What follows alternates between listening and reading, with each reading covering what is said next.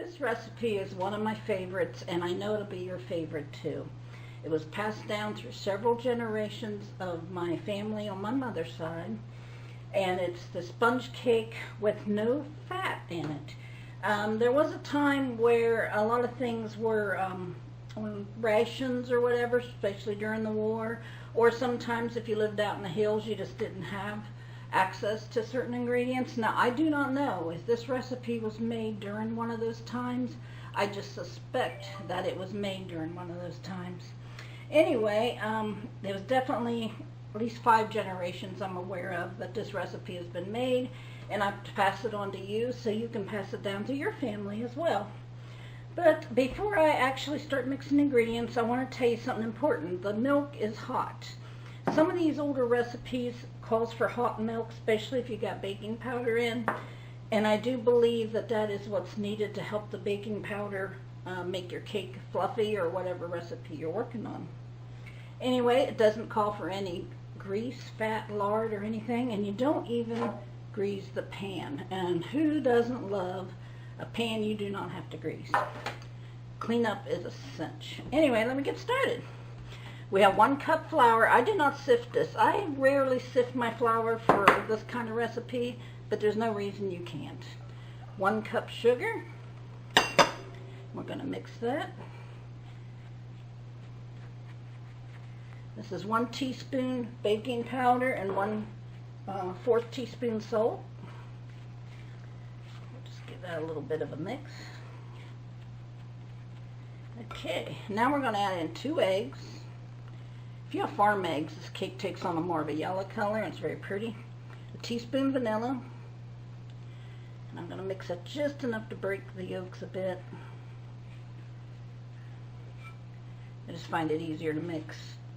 I don't often mix my eggs ahead of time because, well, I just don't find a need to. And here's the hot milk. Now, it's not so hot that it's going to cook the egg.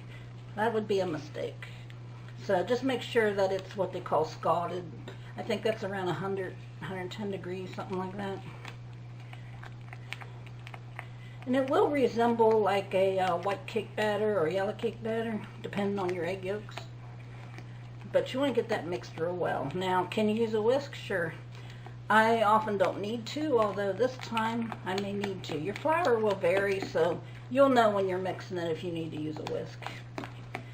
But anyway, after we mix this, we're going to pour it into a pan, and I have my oven preheated to 350, and we will bake that for roughly 30 minutes. Your pan needs to be one of these like 8x8 or a 1-tier cake pan.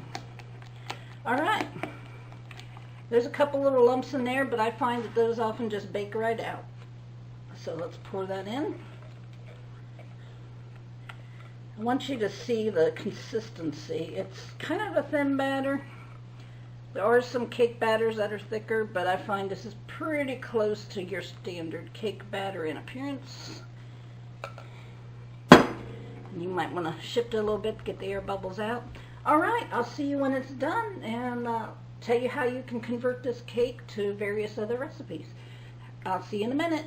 Our cake is done, and I'm loosening it up with a knife.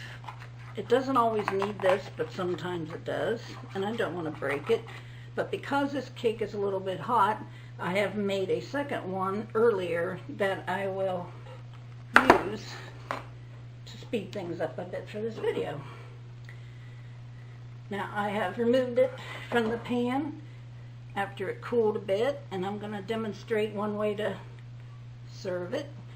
And I like to put the bottom up because it's more spongy for what I'm going to do now.